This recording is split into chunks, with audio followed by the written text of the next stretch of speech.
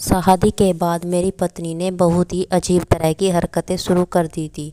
वह रोज़ खुद को एक कमरे में बंद कर लेती थी और फिर उस कमरे में से अजीब गरीब तरह की आवाज़ें आती थीं। मुझे जानना था कि उस कमरे में कौन है। उस कमरे में जानने से पहले मेरी पत्नी के हाथ में एक चीज़ हुआ करती थी। वह एक बड़ा सा थाल था जिस पर उसने रुमाल डाला हुआ था। जाने इस थाल के अंदर क्या था, लेकिन वह कोई बहुत भारी चीज़ थी जिसे मेरी पत्नी ने बहुत मुश्किल से उठा रखा था। वह आंखें बचाती छुपाती छुपाती उस कमरे में जा रही थी, लेकिन यह तो हमारे घर का एक ऐसा कमरा था जहाँ पर आज तक कोई नहीं जाता था। यह कमरा मेरी माँ ने बनवाया था, क्योंकि मेरी माँ बहुत ही पूजा पाठ करने वाली औरत थी और वह कमरे में बैठकर पूजा किया करती थी।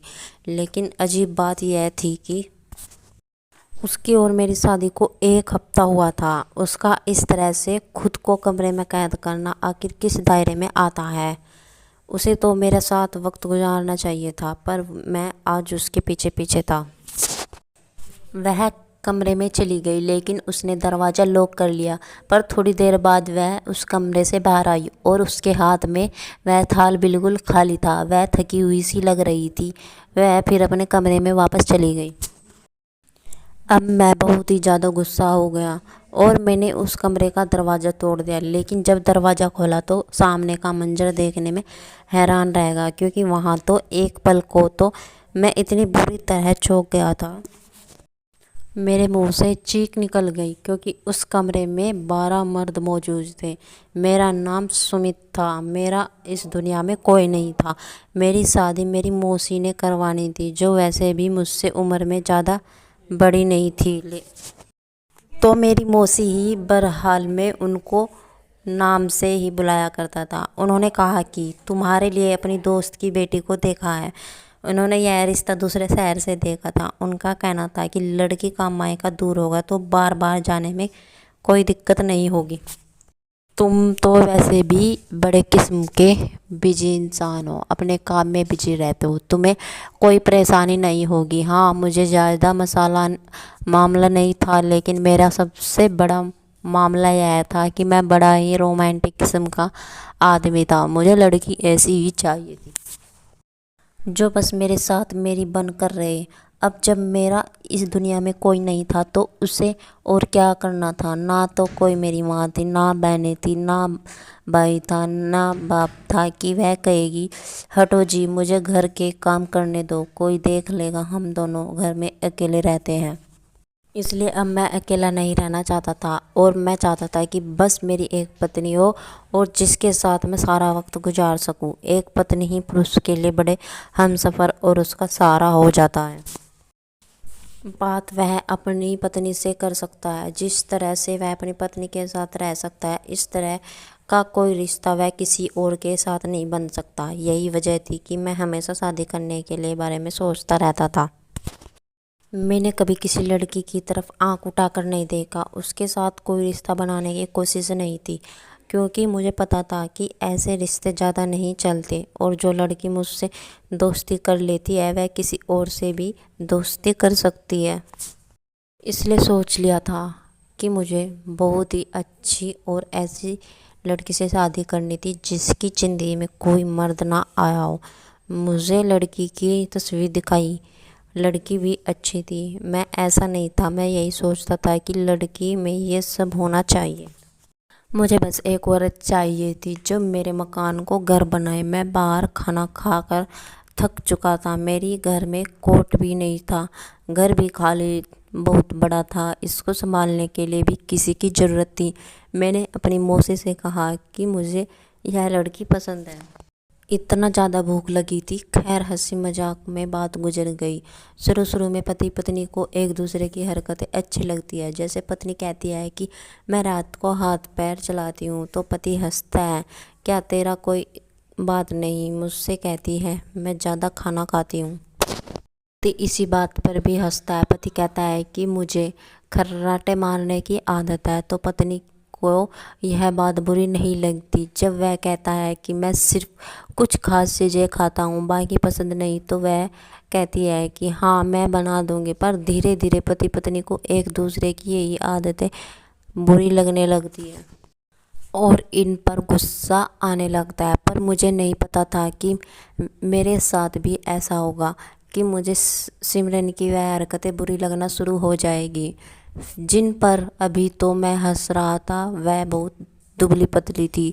अगर वह ज़्यादा खाना खाती तो क्या हो जाता।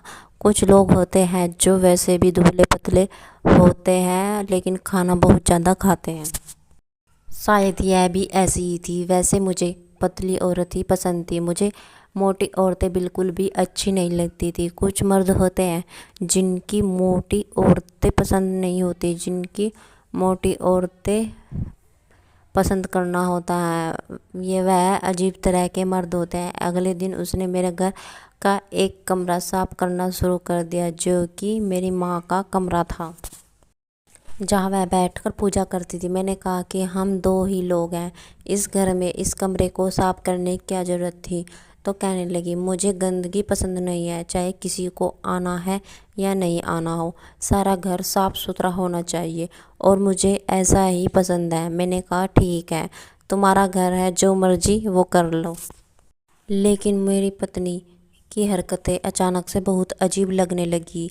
अब वह साथ बैठकर खाना नहीं खाती थी और इतना ज़्यादा खाना खाती थी जितना मैंने उसे एक हफ्ते तक तो खाते हुए नहीं देखा था। अचानक उसकी भूख बढ़ गई थी। उसका खाना पूरा नहीं कर पा रहा था।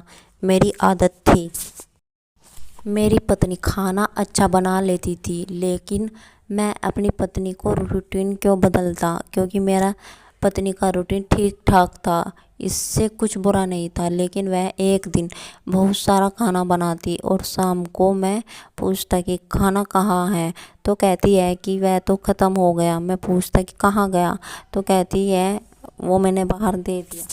मेरी आदत थी कि मैं एक दिन खाना पका लेता था, क्योंकि अकेला तो रहता ही था, बार बार खाना पकाने का वक्त नहीं निकाल सकता था। एक दिन पूरे हफ्ते का खाना बना लेता था और 3-4 दिन तक गुजारा हो जाता था। मैंने उसे भी यही कहा कि मुझे आदत है इस तरह खाना खाने की, तुम खाना एक बार बना लिया करो। एक बार खाना बनाकर पूरे हफ्ते का उसको फ्रिज में रख दो, तो 3-4 दिन तक खाना रहता है और उसको खा लेता हूँ। तो कहती थी मैंने खाना खा लिया है, लेकिन वह बहुत थकी हुई रहती थी और ज़्यादा पतली होती जा रही थी। मैं तो उस पर हैरान था कि इतना खाना जा कहाँ रहा है। दिन पर दिन मेरा राशन का बिल भी इतना बढ़ गया कि जैसे मैं पूरा ख़ानदान चला रहा हूँ, जबकि हम लोग घर में सिर्फ 2 ही लोग थे। एक दिन मैं घर आया तो सामने का मंजर देखकर हैरान रह गया। मेरी पत्नी चूल्हे पर 2 बड़े बड़े भगोने चढ़ा रखे थे। यह बर्तन भी शायद मेरी माँ के ज़माने के थे, जो उसे स्टोर से मिले थे। एक दिन मैं साग बना रही थी और दूसरे में चावल बना रही थी।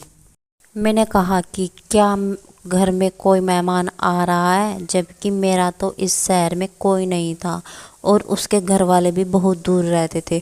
उसने कहा कि नहीं, मैं तो अपने लिए खाना पका रही हूँ। मैंने कहा इतना सारा खाना हम दोनों अकेले कैसे खा सकते हैं। इतना सारा खाना तो हम दोनों 1 महीने में खाते हैं। तो कहने लगी कि अपने ही तो कहा था कि खाना एक टाइम बना लिया करो, तो मैं पूरे हफ्ते का खाना बना रही हूँ। तो मैंने कहा चलो ठीक है, फिर भी खाना ज़्यादा ही है, कोई बात नहीं, हमको ऐसा लग रहा, पर इससे छोटा बर्तन कोई और नहीं था। मेरे पास 1 हफ्ते का ही खाना है। उसने खाना बना दिया, रात का खाना भी खा। लेकिन अगले दिन जब मैं ऑफिस के लिए निकल रहा था तो कहने लगी खाना पकाने के पैसे तो दे दिए जाए, पकाने के लिए कुछ भी नहीं पड़ा। मैं उसकी बात सुनकर हैरान रह गया।